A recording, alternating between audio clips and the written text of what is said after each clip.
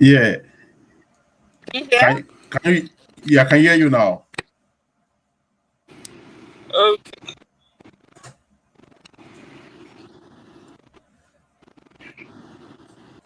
All right. Can you hear me now? I can hear you. All right. Wale, can you hear me? Same, yeah. Okay, fantastic. You are both welcome to the show today. Um, I'm currently in the car, so I just have to do it.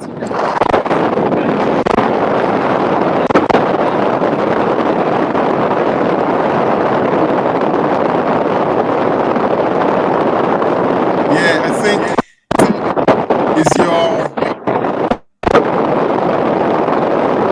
probably Okay. do you have any window opened? Because there's this No. loud. Okay. It's like this wind, just yes, kind of sound. Is it better now? It is there. Hello? It is better now. It is better This is now. better. For a mobile edition, yes.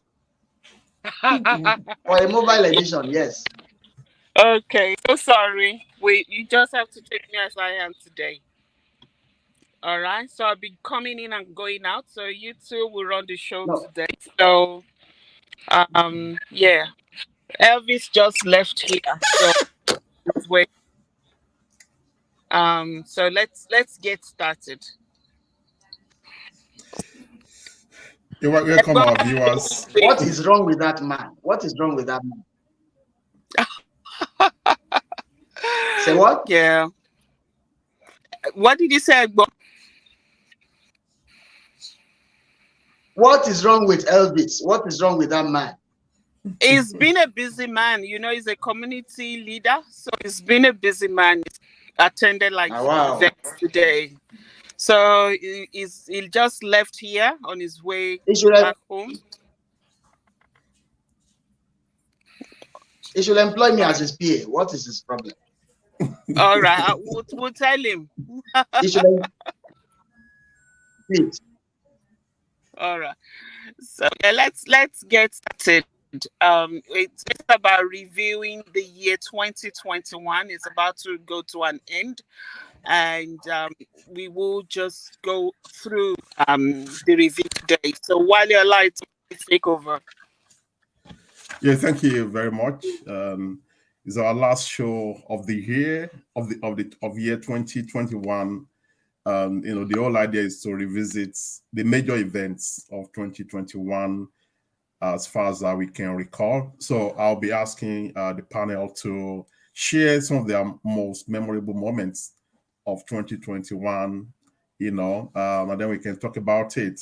Obviously, we look at some of the security issues and economic issues in Nigeria.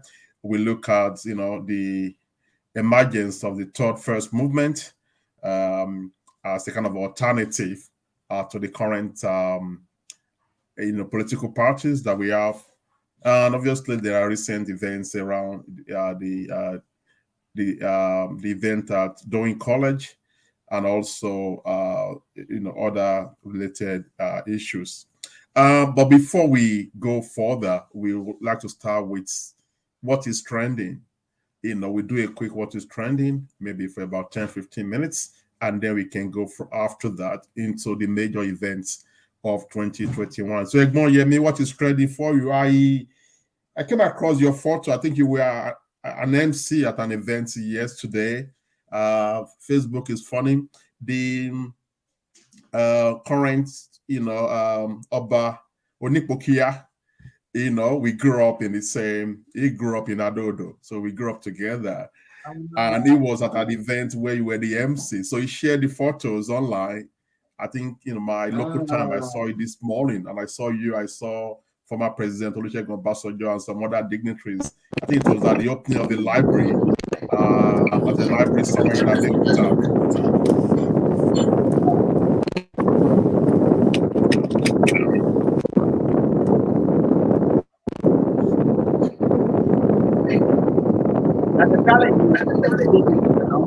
the challenge is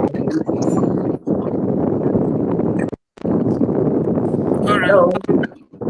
Okay. But the challenge is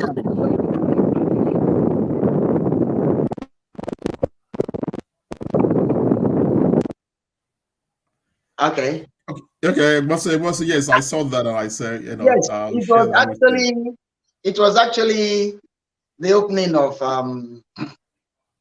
a hall, a mega hall built by Sakesint Adebutu for Abeokuta Sports Club. It's the Legacy Hall, and that was where all those dignitaries were. That was yesterday. Okay, I saw that. It was a good event. It was all fun. It was all fun. Yeah, I saw that. I'm always attracted to anything Abeokuta. I spent 7 years in Abeokuta. Wow. Just looking back, I really like that city. It just like after my high school, I get admission to UNAB, and I was one of those that went to university around that time in early 90s. And when we had Abacha, university were closing down every 5 minutes. And I was meant to do a 5-year degree in agricultural economics. I was there for nearly 7 years. Oh wow! I was there for nearly 7 years. So, but that gave me exposure to that beautiful city of Abeokuta. From Shakmo to Ake to Yano Agbadu to whatever. And back then, poor students, we don't take taxi. That was a luxury. So our legs were GPS from one corner to another. Memory. I'll share one memory with you, Egbon. There was this old Abeokuta Grammar School. That was where we had the UNAB there. The old Abeokuta Grammar School. At Salegbe. Yeah. So if the bar gates just about a 2-minute walk. That was the Fela Kuti's family home. Exactly. At the time, around that Nepa Road, going towards the Shabo. Exactly. And there was this lady at the time, you could see the Kuti's that straight resemblance just in her face. The story was she was one of Fela's maybe older sister. She was living somewhere around the corner in that building. That's right. And then you see her. She was different to many people. Let me just put it that way. She was different to many people around at the time, even many kids, many women of our age. She was quite different. And then one of the things that I remember vividly was that some of the students living in that apartment were paying the lowest of rent, at that time. And I was a student that wanted to initiate a form of increment in their rents. She felt, well, maybe we should help this old woman, but she was really upset with that move. The irony is, I remember the woman you are talking about clearly. Okay. Clearly. She was the chip of the old block, because you could see Fela's mommy's character in her. She took quite some characters of Fela's mommy, Fela's mother. She took quite some bit of it. I had a bit of interaction with her, and I know the woman. Okay, good. I just thought I should share that. Yeah, I share that. I love Abeokuta, and let me just put it that way. I really enjoy my time. Yes, it's a good town. It's a good town. Though Lagos is a bit rubbing off it now, with urbanization and all that. But the people are still a little more relaxed than those in Lagos. They are still a bit more relaxed. Far. They don't get up to set out for work at 4 a.m. No, they don't. They don't have to. Yeah, I have two of my brothers there. They are civil servants. Like one is a top government civil servant. The other one is making his way up as well. So the last time I was in Nigeria, I spent some time with them, at Abeokuta, just to kind of relive that memory. Anyway, it's really more of a civil service town, but quite a number of corporate bodies are looking into the place now, and they are setting up an order, and it's really nice. But it's okay. Let's do the job. Yeah. Okay. What is trending for you, Egbo? What is trending? What is trending? Nothing much. I guess the sacking of the NFA coach, Genetro, is something in the air, and the pros and cons are there, but it's like more people are in favor of him being sacked. That, I guess, is what is trending. The other thing being the Lagos State Commissioner of Police, Odumosu, coming out to put people's minds at rest in terms of the determination of the police and the law to bring those culprits to justice in the case of Sylvester, the young man. Yes, and Doan College.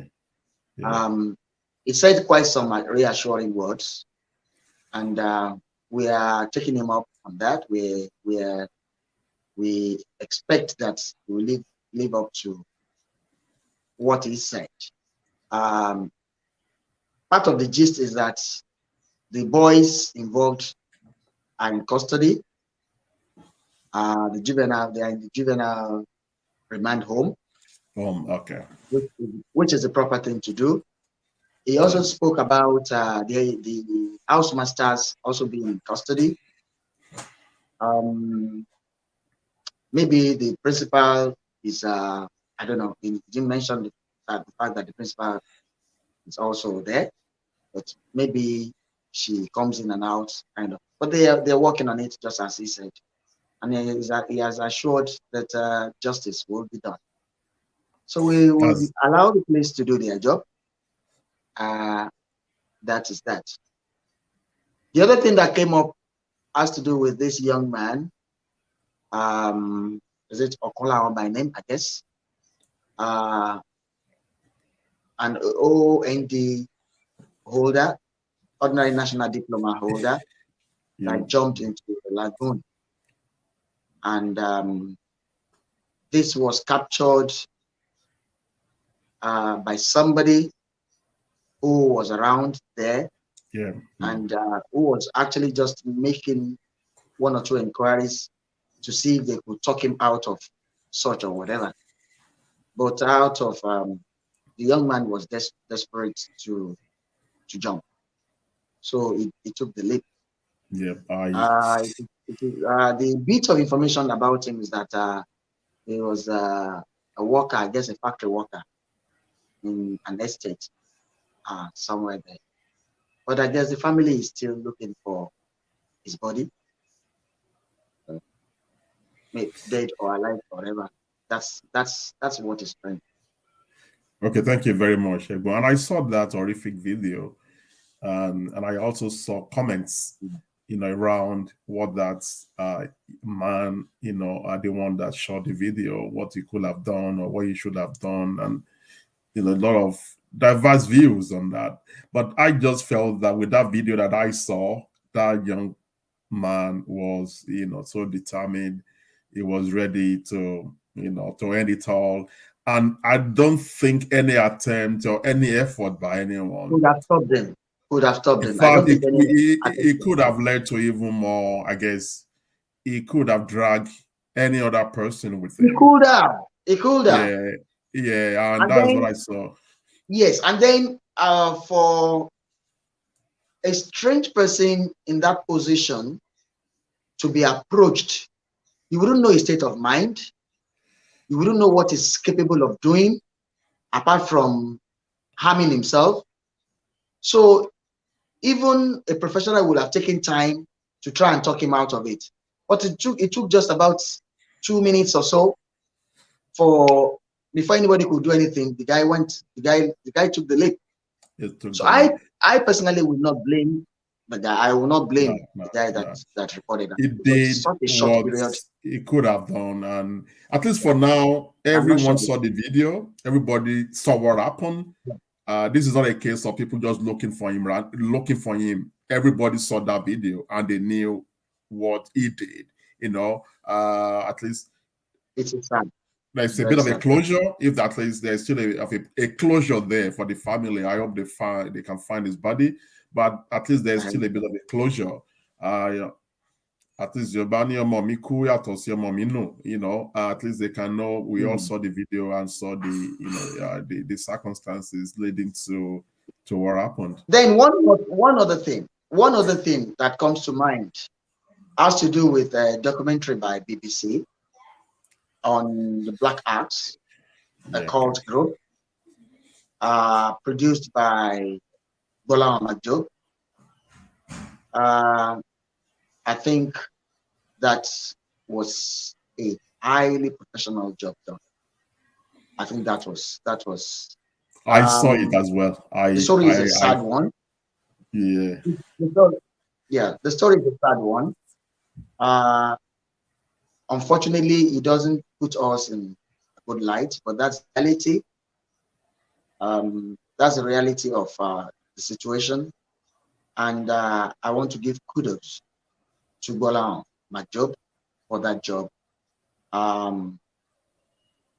It's one documentary I want to see over and over and over again. Maybe for a kind of therapy, because we are living in very, very dangerous times. We're living in very, very dangerous times. It's so sad.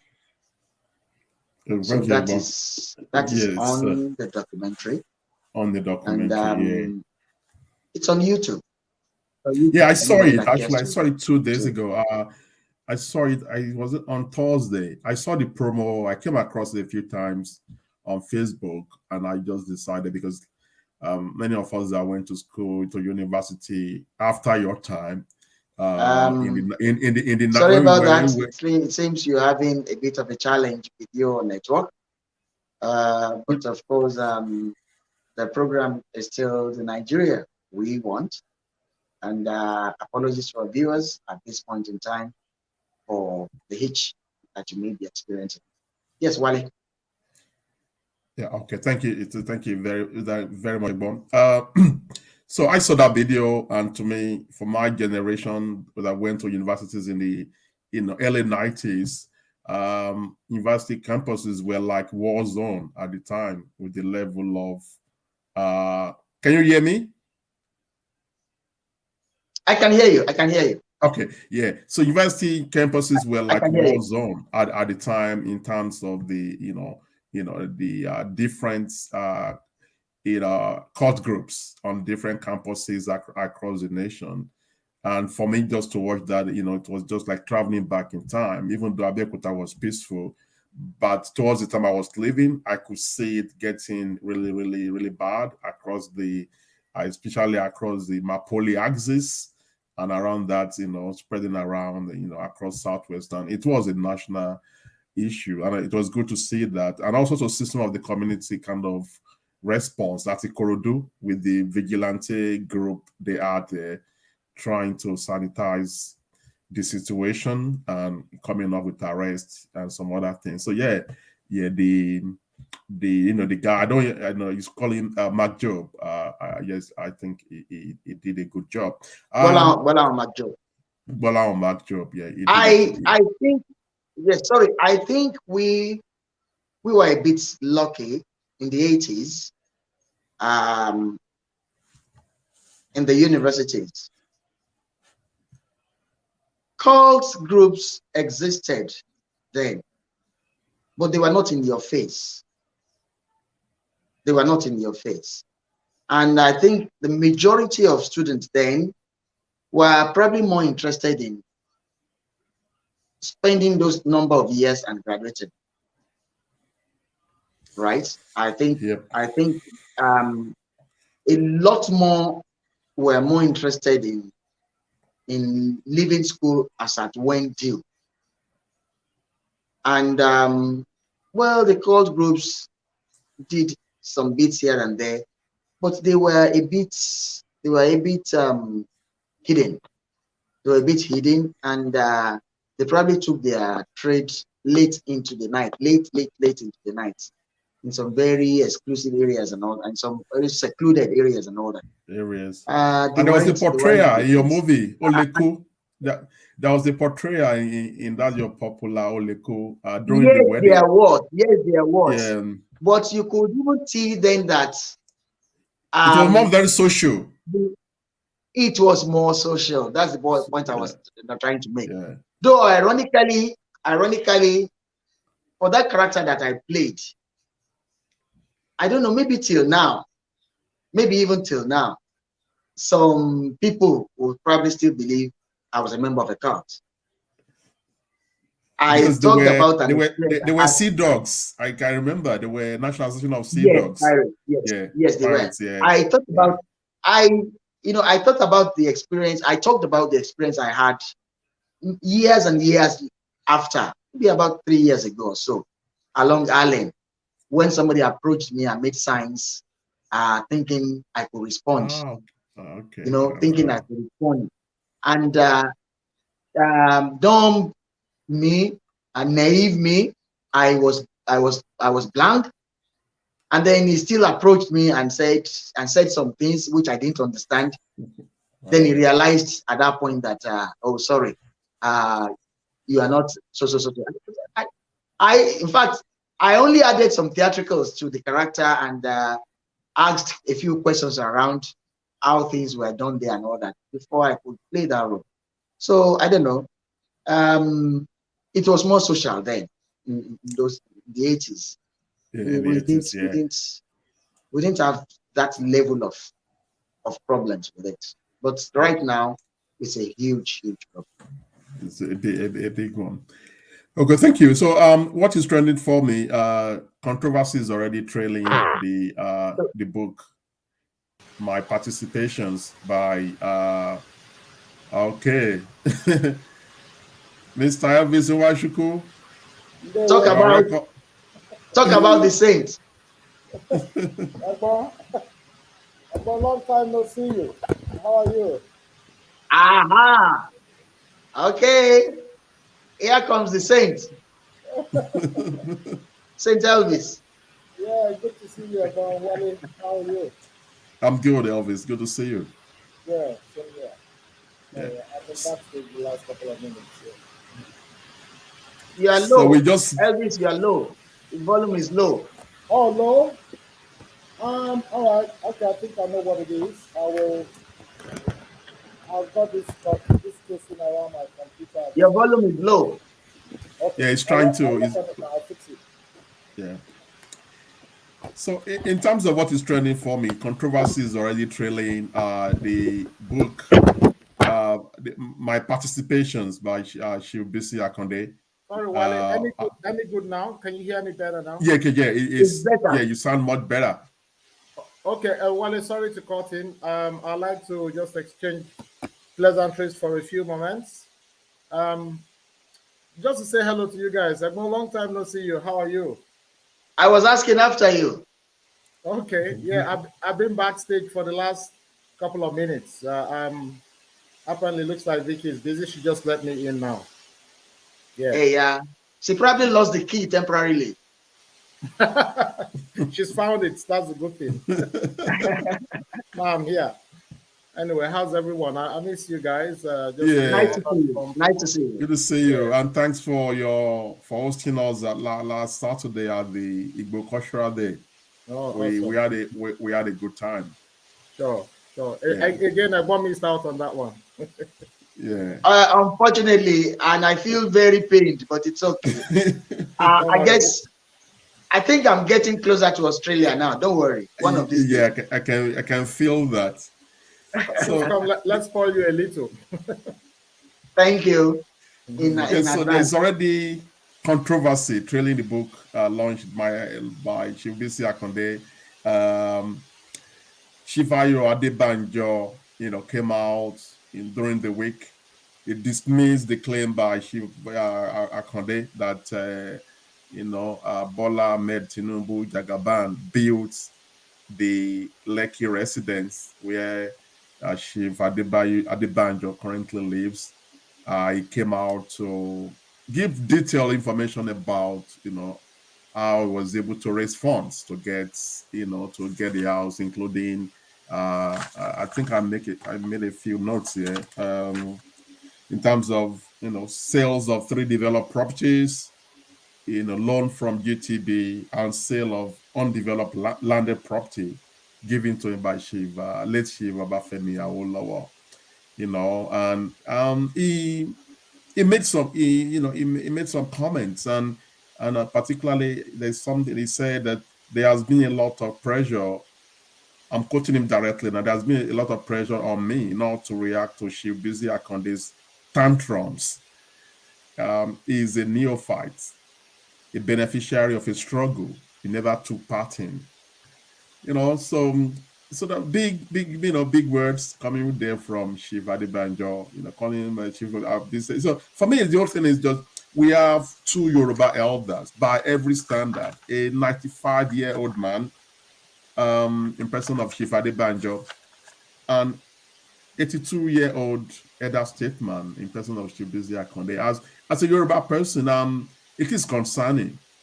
It is concerning. I know most of these issues more political than anything, and the more I read, I haven't read the book. I put that right there, but the more I see people referencing the book, making quotes from the book, the more it looks more like a book on Jagaban, not on a book on, not a book on, Chief Bisi Akonde. I stand to be corrected. I haven't really read it, but most of the things coming out of that book at the moment, they are more about, Tinubu, not more about the author, and it's meant to be, autobiography. That's just one of my observations. But the key issue for me is that I don't see other tribes. I don't see elder statesmen in Igbo land coming out in public to be calling themselves names. I stand to be corrected. I can't recall reading anything like that since I follow media. Like you see Nwabueze or anyone coming out and really giving out, and I can't recall seeing our northern brothers doing the same. It's only Yoruba. You see Professor, a well-referred Professor Wole Soyinka, coming out and saying some very, very personal, and in some cases nasty things about Chief Olusegun Obasanjo. As far as I love both men for what they've done, but I don't really think at their age now, when they should be making, I guess, making peace with themselves. I don't really see it's like is a good thing to do when you are in your late 80s or 90s, coming out and attacking each other. And that's just, no matter how strongly they feel about the points they're trying to make it. That's just an observation for me, and it's open for if anyone wants to add a few words, or if Elvis also wants to have a few words. That is something that that is trending for me. I think Elvis, you shoot first. All right. Wale, look, first thing first. Can I just ask what is what could be the issue that's leading to, or that's led to this disagreement or show of shame in the public space? Is there what's really behind it? So yeah, I'm sure you touched on that. Okay, so Chief Bisi Akonde recently released his autobiography. It's one of the close lieutenants to Bola Ahmed Tinubu. So he released a book. He called the book "My Participations." In that book, he made references to a lot of individuals. So he made reference to Chief Ayo Adebanjo, and Afenifere chieftain. And what he said was that the current house where Chief Adebanjo resides in Lekki, that house was built for him by Jagaban. Obviously, Chief Adebanjo took offense to those comments, and he came out strongly trying to defend himself. And I get that part, trying to clear his name. But also, he made references like some things that are abusive in nature, and that kind of verbal, kind of derogatory kind of response, And I've observed that there's that kind of pattern in recent years, especially among Yoruba elders. And my observation, as I said, I sort of be corrected. I don't see other elder statements amongst other tribes in Nigeria having that kind of rougher fights, as Fela will put it, on social media. So that is one of the things that is trending for me. Yeah. Well, thanks for the clarification. I haven't followed that news, but I don't know that that's a very huge accusation to throw out there. One, I know this. I'm not sure if you're familiar with this saying: "One man's right to swing his arm ends where the other man's right to defend his nose begins." So an accusation has been thrown, and I think it behoves on the other individual to also defend themselves, and with everything they've got. But degenerating to the extent of name calling, name calling or abusive language is not something that they should be engaging in as adults. That's all I can say in that regard. It's shameful for two elders to come in that space and be calling each other names or abusing each other. But on whether the chief has the right to defend himself, yes, he does. Thank you, Elvis. Sorry, can I come in? Yes, Egbo, please come in. Let me first and foremost say I have not read the book, but I've read reviews. I've read reactions. And I don't want to sound like an authority on that book because I've not read it.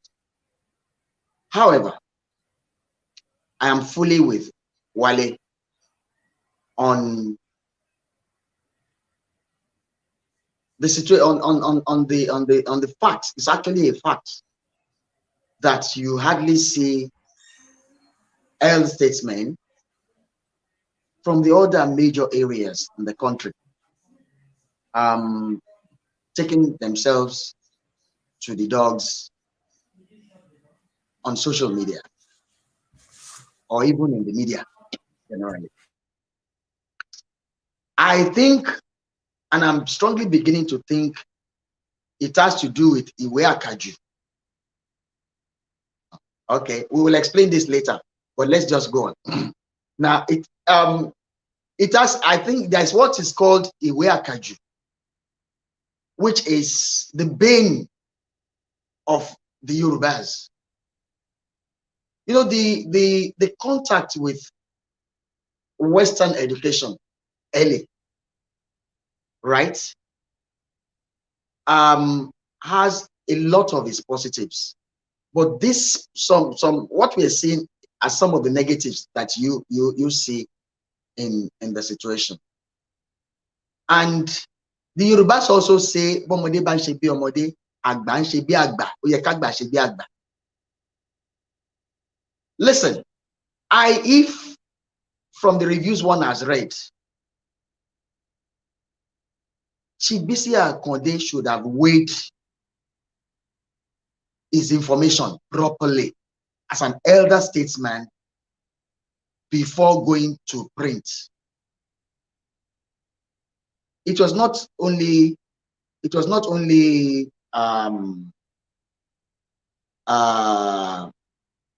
Chief Adebanjo that he did that too.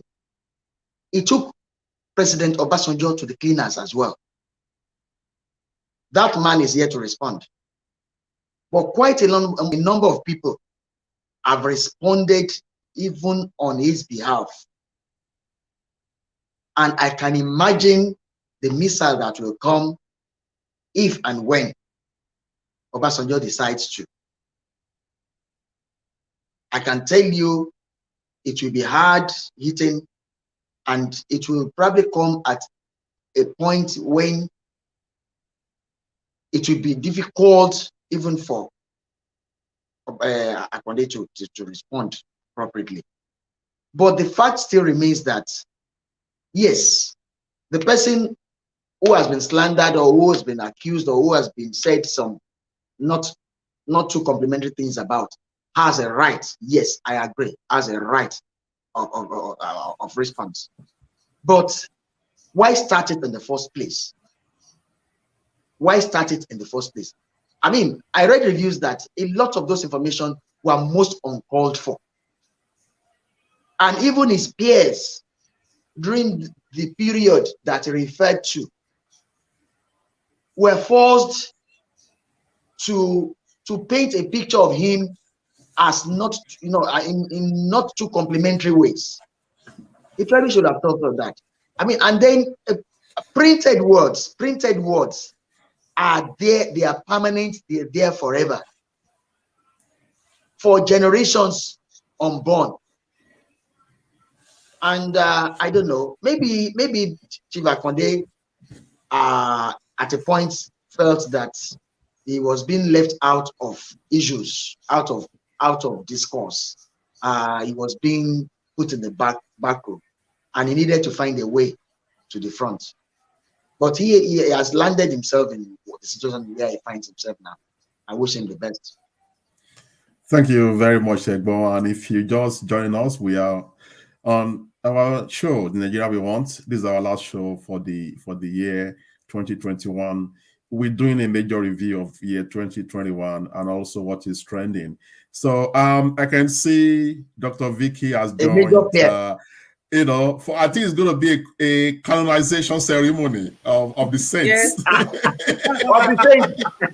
It's going to be like St. Elvis today. She's saintly tonight. Saintly.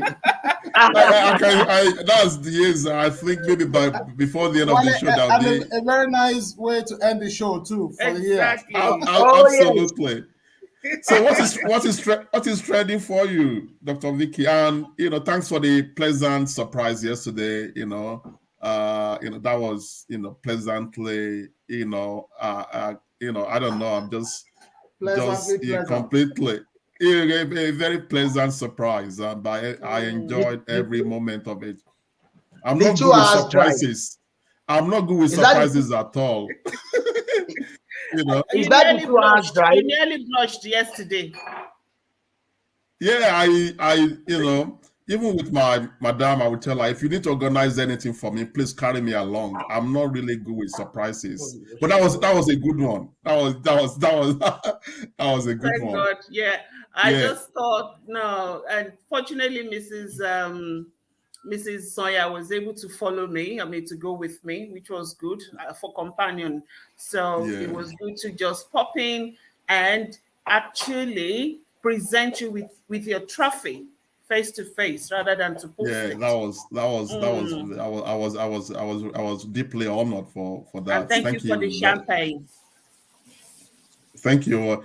When you come to the boys' house, there's even if there's no food at home, there will be something in somewhere. So don't worry. Next time we will actually come with the whole crew and we will have barbecue. Yeah. Thank you very much. Yeah, so what is trending for you? For me, actually, it's still about the kid that was killed, and still following, the story about the student that was killed in Ife by one of the chiefs. I was actually watching a man called Amzat something. Kunle Amzat, I think. He has these live shows, and he's more like the one that fights for those that can't talk for themselves, and he's taking this more serious. He's kind of trying to get people not to forget what has happened to this man. And one of the things that I got from his show that day was that the older brother, I can't remember the name now of that man that was killed in Ife. The older brother was a Timothy. Pardon? Timothy is his name. Timothy. Yes, his older brother was accosted and they wanted to kill him. So he was riding on a bike He parked in one of these small local towns. As he parked to jump off the bike, there was this like a van, and people came out and they were about to capture him. He ran and he screamed, he yelled, "Egba mi, oh." So it was as if they wanted him to shut up and stop making noise about this. They are trying to do everything possible to destroy that family. And according to Kule and Zat, it's like according to what his investigation came up with, was as if it's much more than what we think it is. He's insinuating that it was more like a ritualistic thing, and there were more people that checked in that day for that for them to do what they've done to this man. So he couldn't really come out with it because he wanted the police to present what they found out. So I'm actually watching that case seriously or closely. Thank you very much. And Elvis, what is trending for you? Sorry, before we leave this particular one, Abuja, the police headquarters, Abuja has taken over the case from the Osun State Police Command. And that is a ray of hope. That is a ray of hope. I just needed to mention that. And the reason I followed that one, closely too. The reason for the case being transferred to Abuja, as I learned, was only because he's got, the accused person has got really strong ties with the police. In their state. Oh, okay. Yep. In Osun State. Okay. In Osun State. And I even understand his lawyer, when they took this matter to Abuja, also laid an accusation on the police, claiming that the police was aware of where the guy was actually buried. Yes. So I came across all of that. So Wale, what's trending for me is two things actually. I'll touch briefly on one. Is I don't know, you guys may have come across it on social media. Mkpuru, and that's in Igbo language, that's the name they've given to this drug, and it's ice, meth. Oh. It's ravaging the entire East. If you pay close attention, you may have come across it as well. It's all over the place. Young people getting involved in this drug, and it's doing a lot of harm to them. I've also seen on social media where they raise down the property of a woman who actually deals on this very, very, very dangerous drug. And I also understand some Mexicans have actually gone to Nigeria to set up factory, to produce this destructive drug. So I'm not sure how rampant it is in the West, but I know that in the East, it's taking over the whole place. A lot of young people, have been affected by this drug, and I reckon, government should pay some attention in that area and see how they can help reduce, the effect of these drugs, or help the people, rehabilitate them, whatever they can do in that space. But one of your colleagues actually made a statement, KOK. I saw that one yesterday as well. Kanayo O Kanayo, and specifically on this same drug as well, advising our young people. Sorry? I mean, KOK made a statement yesterday. He made it, like a press statement advising our young people to refrain from indulging in these drugs, letting them know no one has, become rich from taking drugs. Becoming rich is a dint of hard work. Encourage them to just engage in hard work. If they haven't got money to eat, they can ask anyone or beg their neighbors or their friends or relations for money to eat. The drug is not going to lead them anywhere. Yeah, so that's trending for me, and that's all over. It's all over the social media, especially in the East. So that's one of the things that's trending for me. And the second one is the electoral bill, the amended electoral bill. Has that been discussed previously? No. No. Not to no, no. Yeah. So the amended electoral bill, the National Assembly has gone through the pain of actually amending the electoral bill. I think the crux of that amendment was to the extent that they're proposing that election results should be transmitted electronically, as is done in various different parts of the world, and which ideally will lead to having credible elections, transmitting the correct result as at when due, and also provides the opportunity to check when they do these collations at the voting centers. They take their records and then they can compare those records with what's been sent to the INEC. But the sad news is, the president is dilly-dallying in actually signing that bill. The reason, I don't know. I understand some individuals and some quarters are putting pressure or advising, let me not use the word put pressure, advising the president not to sign it. There are talks around the fact that those who do not want it to sign are those who, again, do not want credible elections to be held in Nigeria. The president spoke with the service chiefs a few days ago and made it clear that he would like to live on a good note without tainting or denting his records. I guess this is a place where he can also not dent his record by appending his signature on that bill.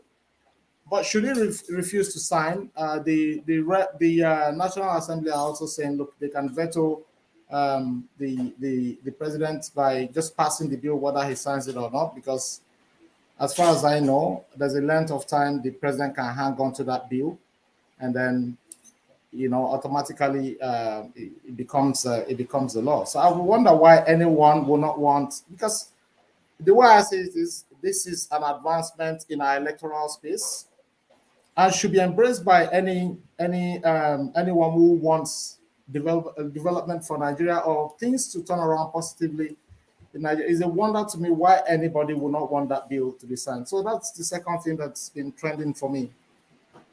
Thank you very much, Aigbon. Do you have comments on that? Or yes. On the first one, which is the issue of drugs. The drugs. Okay. I want to say that it's not peculiar to the East. The North has had its own problem with it, and the problem is still very much there. The Southwest here, the problem is still out there on the streets.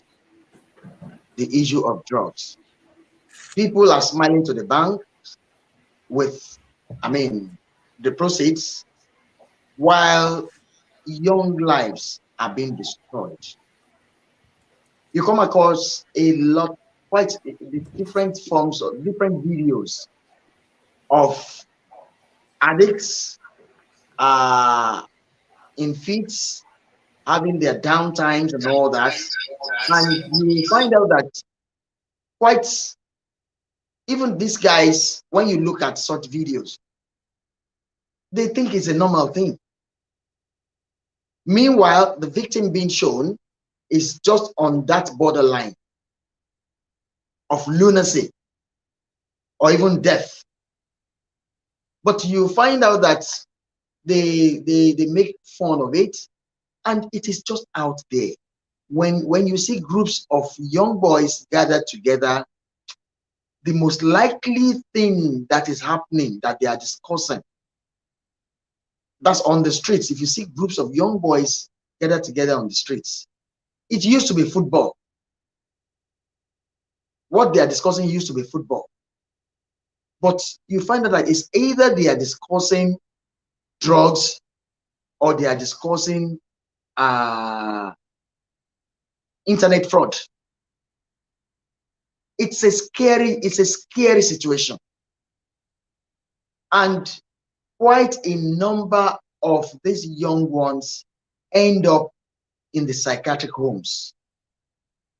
quite a number of them are on the streets with families dissociating themselves from them, and it is obvious their life is a wreck.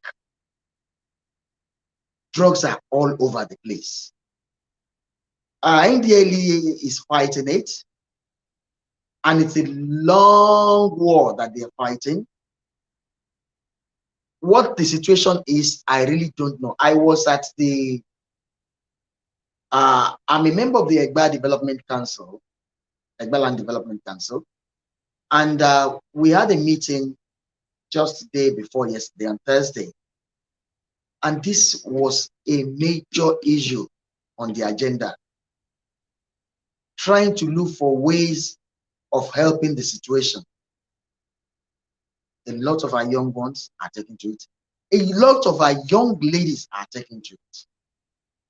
Now at parties, you need to be extra careful what sort of drink you are offered, because a lot of experiments are being made by these young ones trying to get high.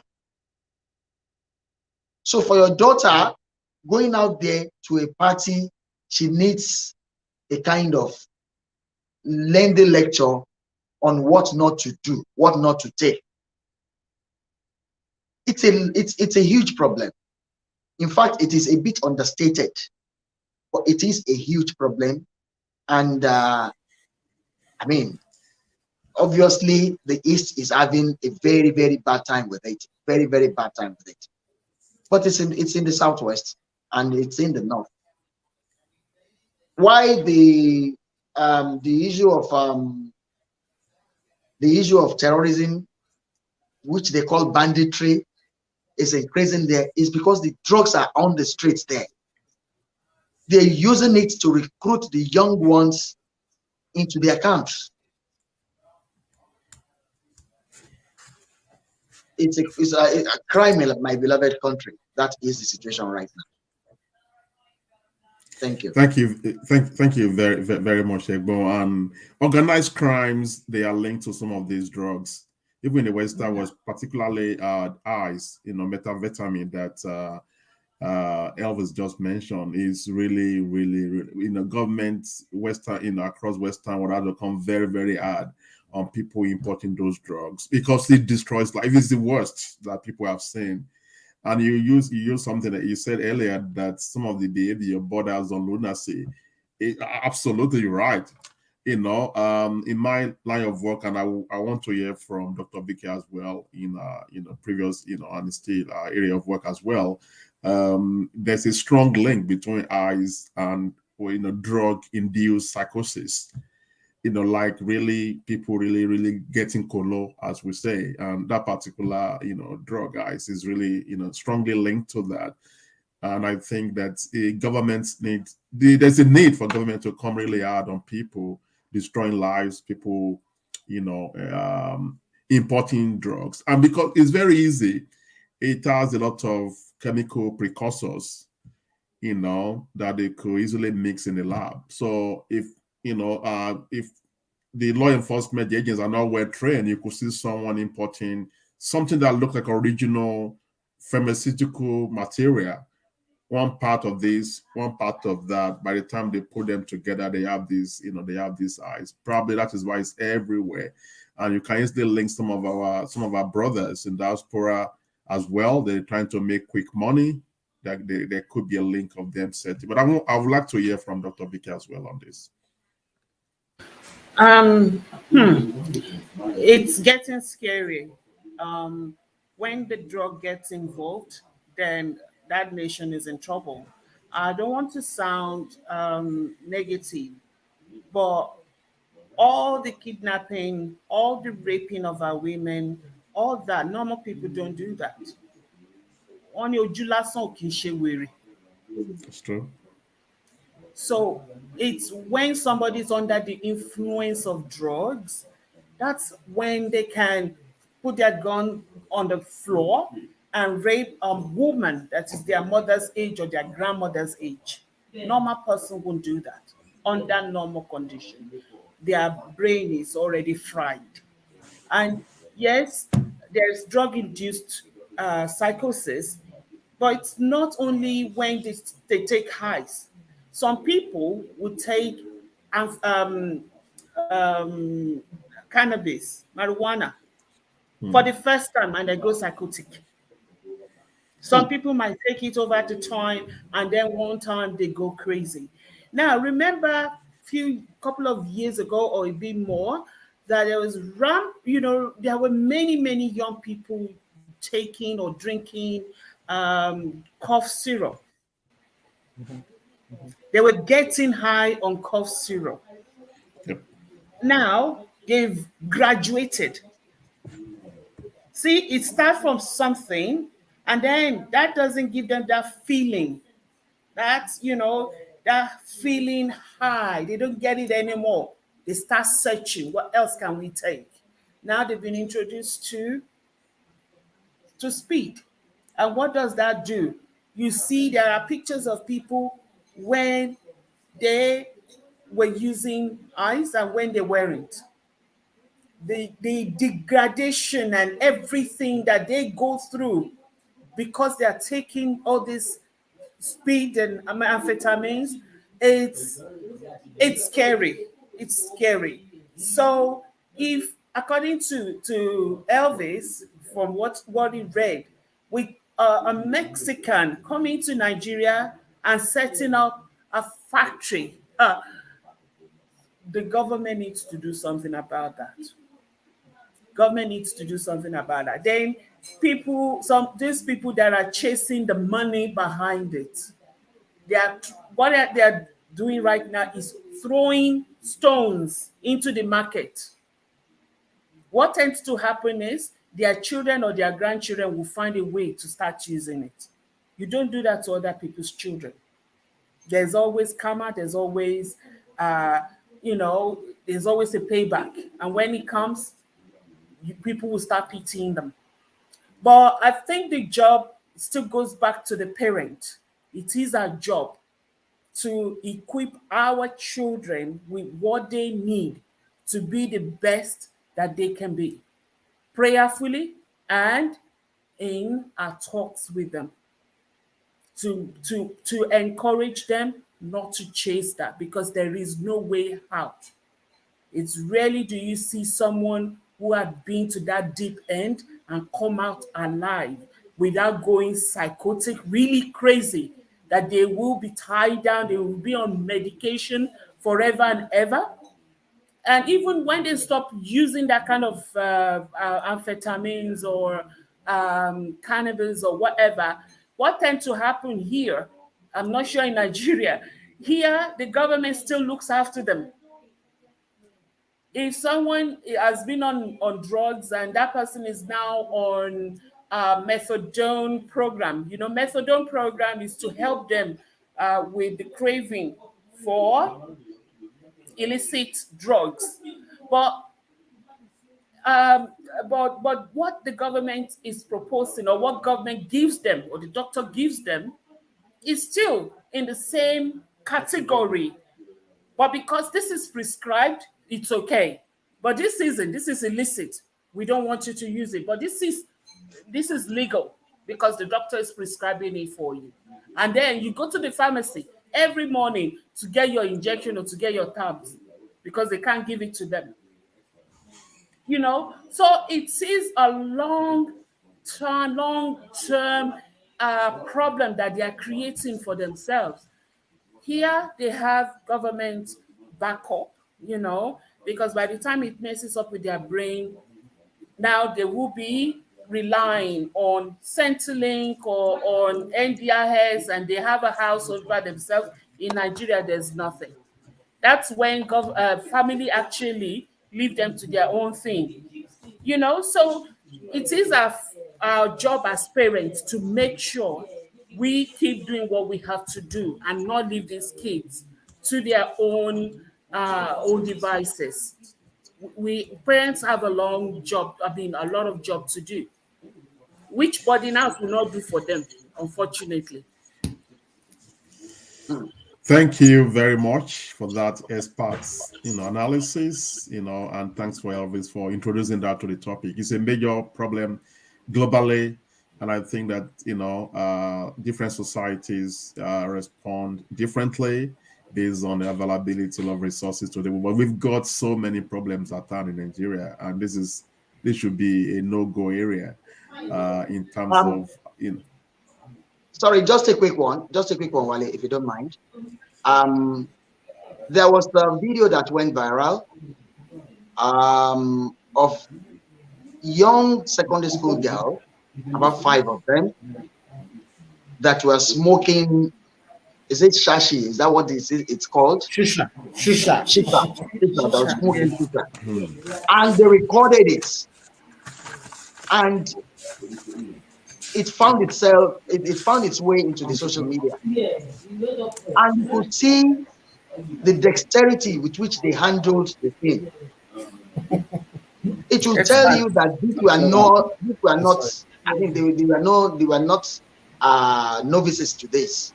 The school eventually had to expel them and handed them over to their parents. But you could see that they've gone far into it. When they started, you wouldn't know. But these are secondary school girls, probably even in the JSS class or whatever it is. These were secondary school girls, or maybe SS1 at worst. So you find out that it's not even just the boys. Girls are involved. But it's a huge problem, just as we said. Thank you, Egbon. And we've got Yeronke Adekweju joining us. She wrote, too many contemporary issues keep cropping up by the day in our society. May God heal our nation. Thanks to Yeronke Adekweju. May God heal Nigeria and all our problems. Looking at the time, the time is fast spent.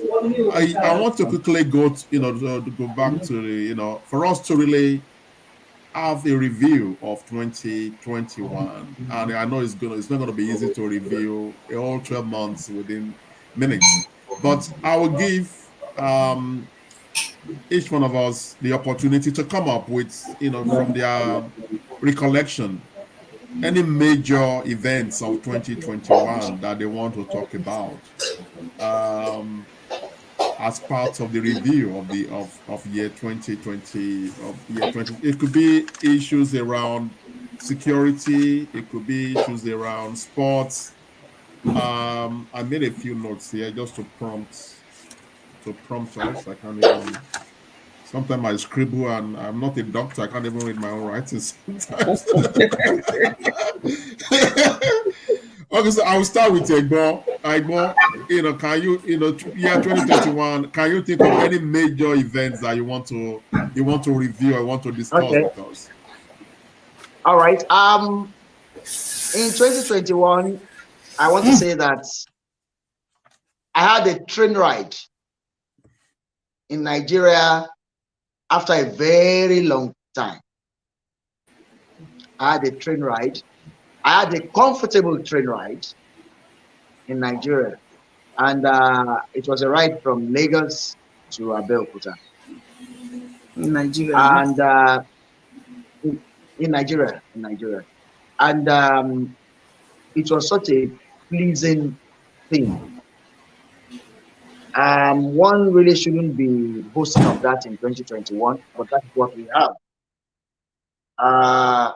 There is a lot of work going on in terms of development of rail lines. Well, courtesy the federal government and the Chinese. I do not want to go into our indebtedness right now. That will spoil the party, but we are gradually getting there in terms of the reconstruction of our rail services. Quite a number of friends have taken the rides to Lagos to Ibadan and all that, Badon to Lagos. I think there's one to Abuja and all that. And they told some very good stories. I hope we will continue along that line. The other thing being that there's a lot of work going on our roads, rehabilitation of our roads. There is a lot of work going on. Usually it used to be a situation where contractors are mobilized onto site. They work from January, one way or the other, to December. Part of the money that is available in the budget is paid, and then they are demobilized, and then they need to be remobilized the following year when budget is approved and all that. But I think there's a different approach now, where I call the Sukuk thing, where they take bonds and the money is dedicated to the repairs of the road. So it is certain that money is available for the completion of such projects, and then government finds a way of paying such bonds back through budgetary provision. I think it is working one way or the other, and the economists might find holes in that. But for the layman, on our own part, what we want are good roads, and one way or the other, we are gradually getting. I think I'll take those two for now.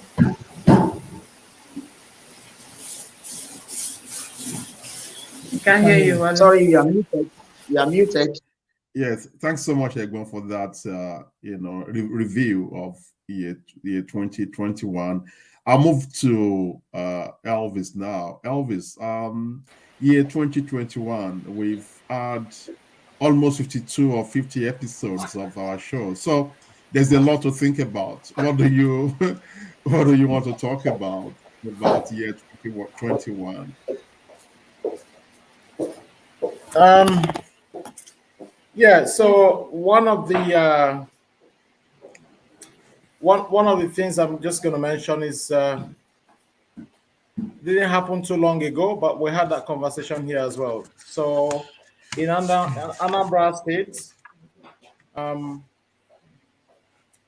the people of Anambra were able to have a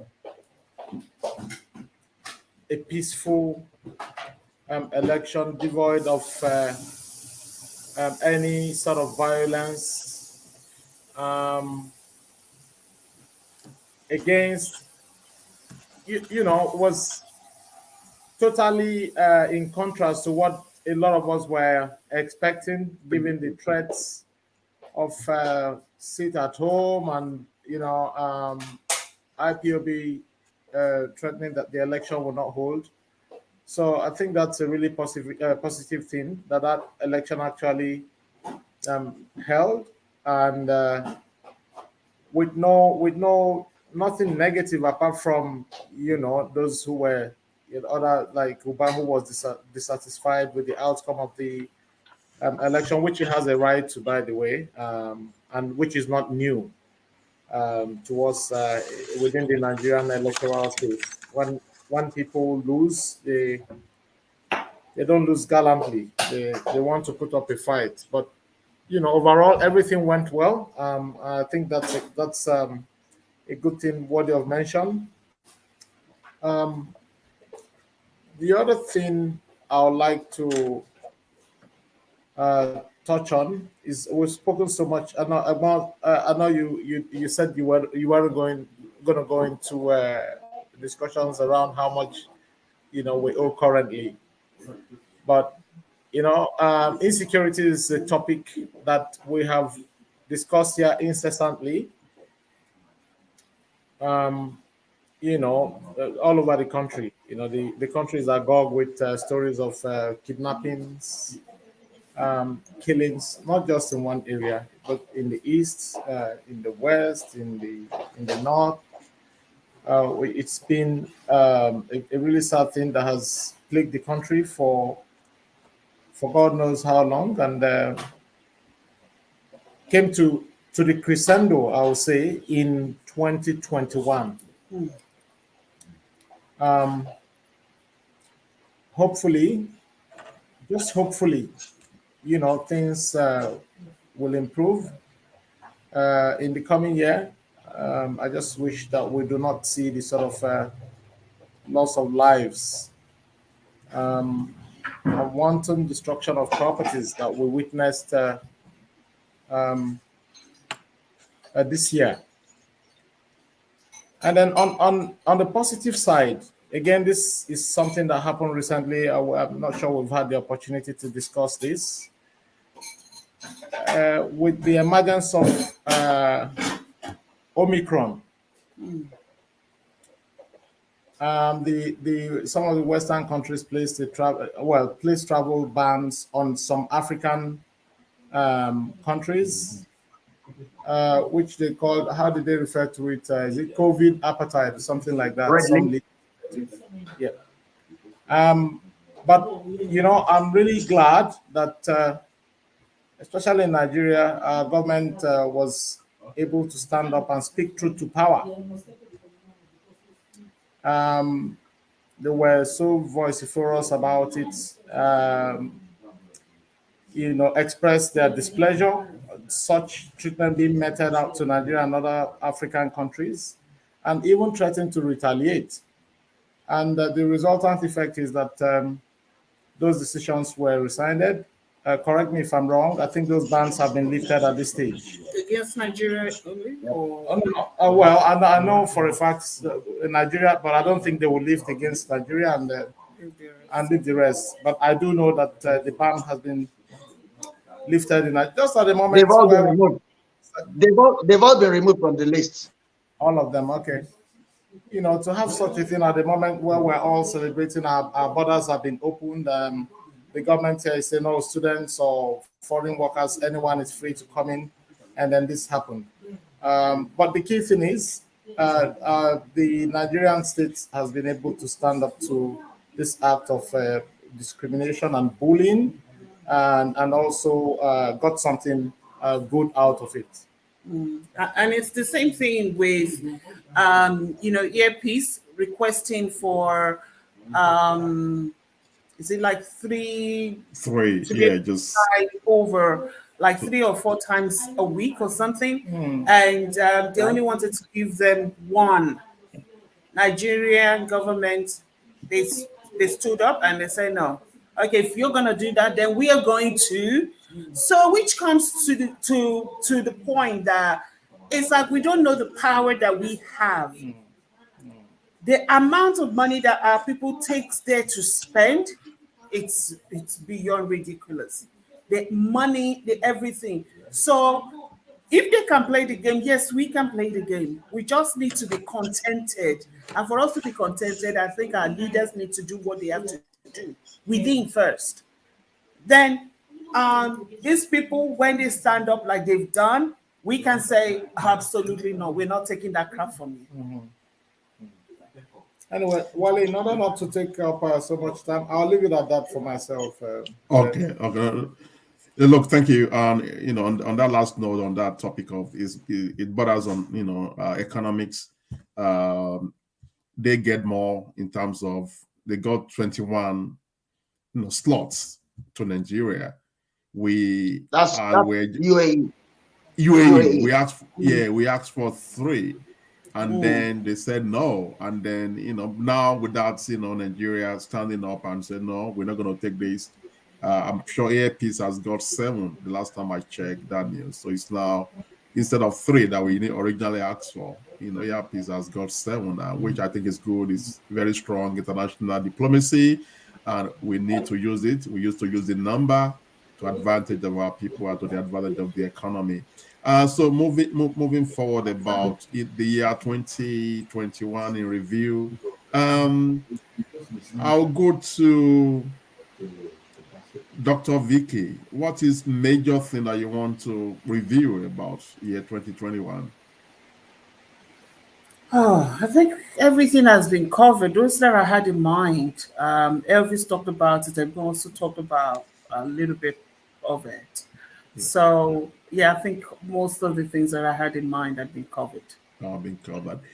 For me, I will just try and summarize, most of the things that we've said, and we've had this program every week, since the beginning of this year, and we've tried our best to cover on a large number of topics on social, political, economic issues.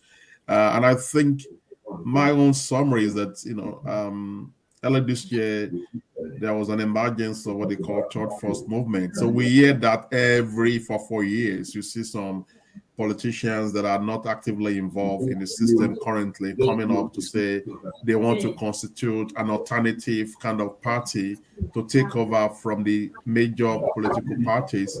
There was that in 2019. They came out this year as well in preparation for 2023. We want to hope and see what is going to come out of that. But the most important thing is just for the people in power at different levels of government, just to be able to understand the system and to know that the concept of systemic thinking, to see that is the whole system, and if one component of that system is not functioning well, there will be overall effect on other areas of that of the system.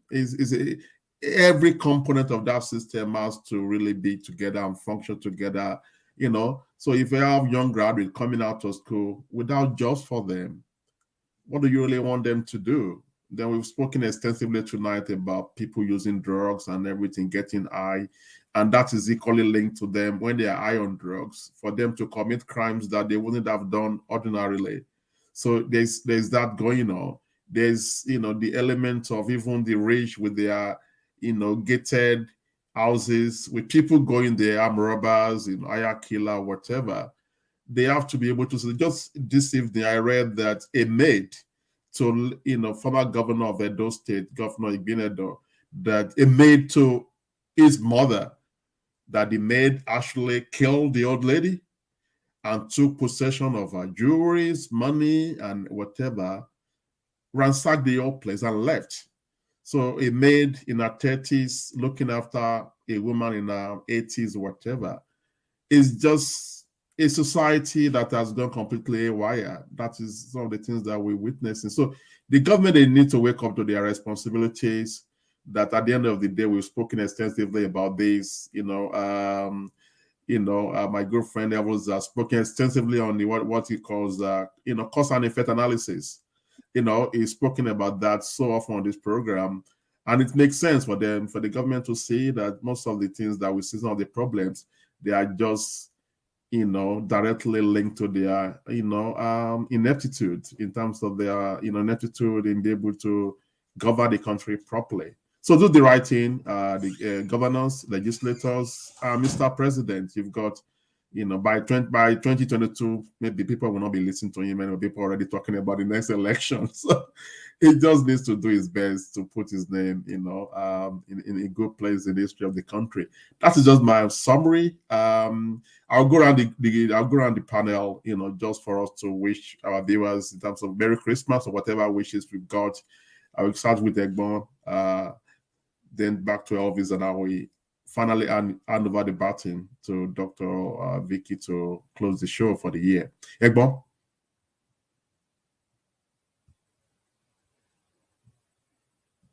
Hello, Egbon, are you there?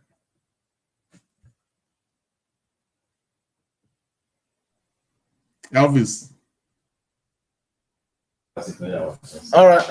Okay. Yeah. Look. Do you want me to Hello, go? Doki. Okay. Back.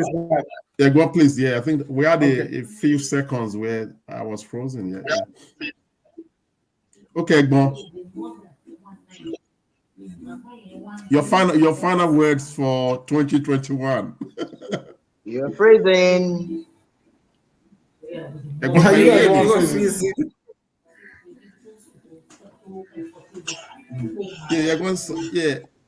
Can Can you please give us your final words for the year? Why we Can't hear us. I think Ekman is experiencing some difficulties. I will go to Elvis. Hello? Are you with Hello, me? Ekman. Yeah, he can hear you. Okay. So, Dr. Vicky is back. So please take it on. Take it on.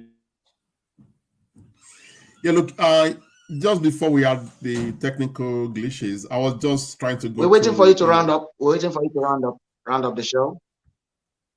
Yeah, but I wanted to give each panel to say their final words, best wishes, individually, and then I will hand over the baton to Dr. Vicky. So yeah, I'm starting with you, Egbo. Okay. It's been such a great year. It's been a year of one issue after the other. We've had some positives, and but I still keep saying that we are still shedding too much innocent blood in this country. We are shedding too much innocent blood, and I'm not sure there's a country that does that progresses the way it should. I want to zero in on the North in particular, particularly the Northeast. We're still losing so many lives there. We're losing so many lives almost on a daily basis. And I cannot see the body language of those in power does not show that it is an emergency. It is an urgent situation. We are spending so much. Yes, we are spending so much on security. So much, a huge amount of our budget goes on security. And you keep asking yourself, where is the result? Why must we keep losing so many innocent people, innocent souls, women, children? They are regular soft targets for all these terrorists that they call bandits. And something really must give if something is not done. We cannot keep making our people easy targets for terrorists, and then we sit in the comfort of our homes and think all is well. People cannot sleep in some places. People have been evicted from their communities forcefully. People have had to flee such communities for their safety. This cannot continue moving forward. Something really must be done. And I hope, and I sincerely hope something will be done. Let's think of these less privileged people. People who cannot afford to put 6, 8, 7, 8, 10 armed policemen around them. People who cannot afford to, I don't know. It's a painful thing, but I sincerely hope something will be done in the coming year. Thank you very much, Egbon. Mr. Alvision Washiko.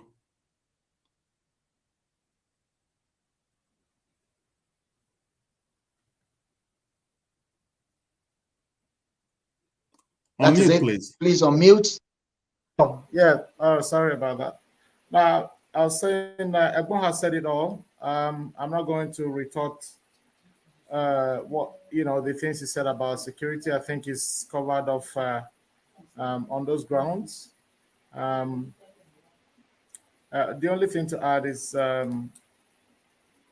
those in leadership at all levels should think about doing the right thing. Governance is not so much about going in to reap, but it ought to be an avenue of service to the people, bettering the lots of your people. I mean, from since I became conscious of myself as a young man and as a full-fledged man today, things have, we have been retrogressing, honestly, in almost all areas of endeavor. And it's really sad. people in positions of authority should, there's something called conscience. And I'm not sure that a lot of you guys out there honestly have it, you know. It's not as if Nigeria is, I know there's corruption trials back home. Honestly, it's not as if we haven't got, you know, corruption in Australia or in the US or in the UK or wherever else in the world. But the level at which, you know, this corruption is being perpetrated back home is really alarming, to the extent that you know, the ordinary people feel the brunt. The ordinary people are really you know, they're really suffering on all fronts. So I'm advocating that those who call the shots or who in leadership positions should do the right thing. Should do the right thing. It's not so difficult to do the right thing. The people are suffering. There's hunger in the land. There's insecurity, and something really needs to be done in that space. You know, like I was having a conversation with someone today, and I said to that person, look, you can't, if you push a man to the wall, you don't expect him to keep moving. At some point, people will start to react how they know best, rightly or wrongly. I'm not justifying it, and that's what we're seeing today. I mean, hunger has been weaponized in Nigeria, which should not be the case. The amount of money we had back in the days was sufficient to pay social security benefits to our people. But what happened to all that money? We started off almost on a clean slate when this government came in. How much are we owing today? Everyone said, you know, he wasn't going to go into that. I won't go into that either. But yeah, but at the end of the day, look, I'm just going to say thank you to, you know, to our viewers for, you know, staying forth and being with us all through this period. I'm not, look, if I don't mention your name, don't take offense, but particularly Tolu Felicity, who is, you know, she's almost like a PRO person for us on this show. Yeah. So Tolu, your good efforts have been noted and recognized. We are watching. You're doing well, and we thank you for your support. We thank you for everything you bring to the table. And we thank everyone as well who's been part of the show. All of the guests who've had throughout the year. I can remember every single one of you. You know, you have also contributed your quota in making the show what it is today. And how can I forget my fellow panelists before I get kicked out of the show? You know, you guys are the bomb. You guys, you know, you've done so very well. I'm glad to be part of this team. We've done so well together, and I just want to say thank you to everyone for all your efforts and your contributions. So everything, you know, you bring all your ideas, and taking the opportunity as well to wish every single one of us a Merry Christmas and a Happy New Year in advance. We'll see you next year. Vicky is going to tell us when we need to reconverge again. I don't know, don't ask me, but I'll see you when I see you. Egbon? Thank you very much. Okay. Sorry, Wale, sorry, please. Just on the same note that Elvis said, as a team, I want to say that our hearts goes out to the parents and teachers of our school of schools whose students were mauled down by a fearless and reckless and dangerous lorry driver a few days ago. Oyeronke Adepeju, that is watching the show, happens to be one of the teachers of such teachers. Those students were closed, they were on their way home, going in groups, and this reckless lorry driver, one way or the other, ran into them and some of the students, we lost some of the students. I don't know how many numbers of them. I don't know. Yes, at Ojodu, this happened recently. It just happened a few days ago.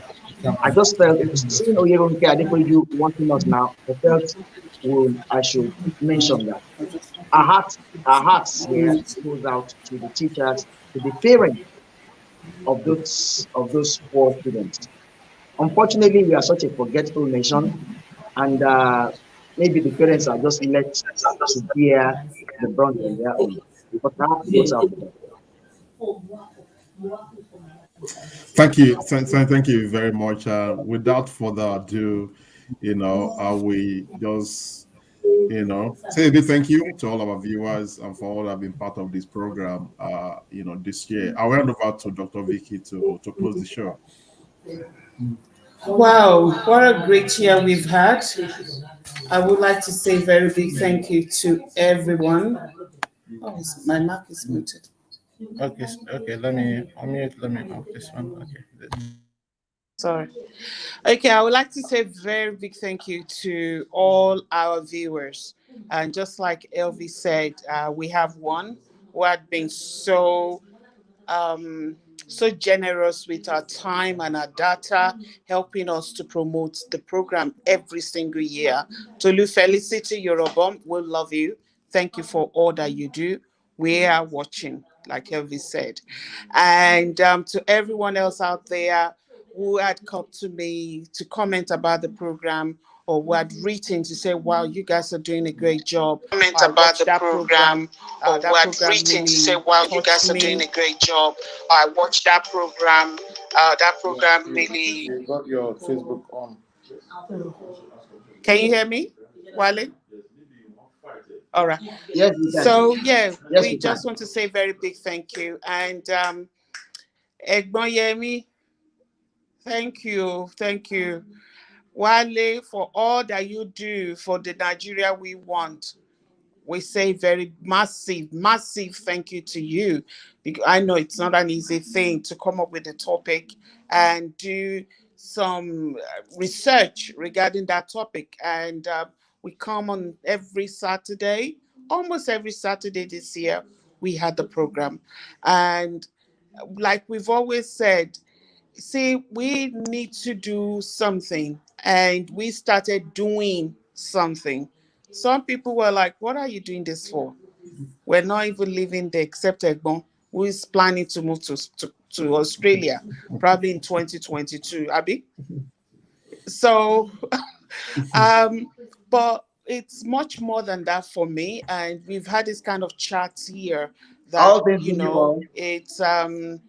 it's therapeutic for each and every one of us.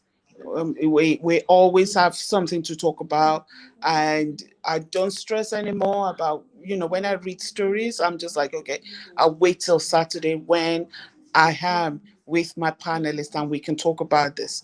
So it's been such a great time that we spent together. And Elvis, what you could, despite your business as as a community leader, you've been pulled here and there, you still make it a point to join us every Saturday evening. I want to say a big thank you to you all. I appreciate you. So let's come together again next year, 2022, to do it better. So Merry Christmas to each and every one of you. Happy New Year to each and every one of you. Thank you. We love you all. God bless you. Have a lovely New Year. Bye, everyone. Bye. Bye. Bye. Where the career? Bye. It's LC the beat guy.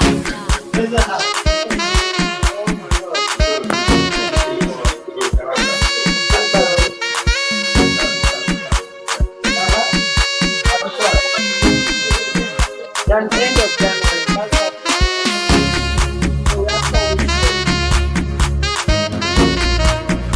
This is not easy.